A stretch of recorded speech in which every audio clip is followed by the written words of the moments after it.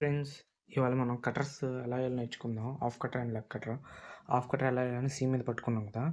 C మీద పట్టుకున్నాం.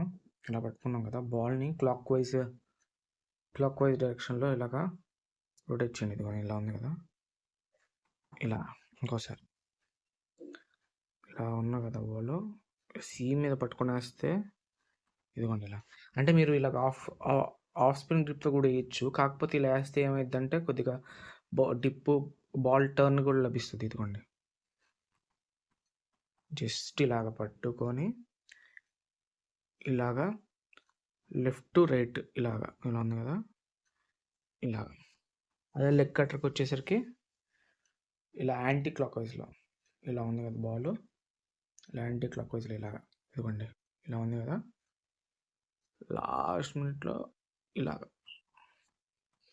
ఎక్కువ మన మిడిల్ ఫింగర్ ఉంటది. మిడిల్ ఫింగర్‌ని ఉపయోగించాలి లెగ్ కట్టర్‌కి. ఇదిగోండి.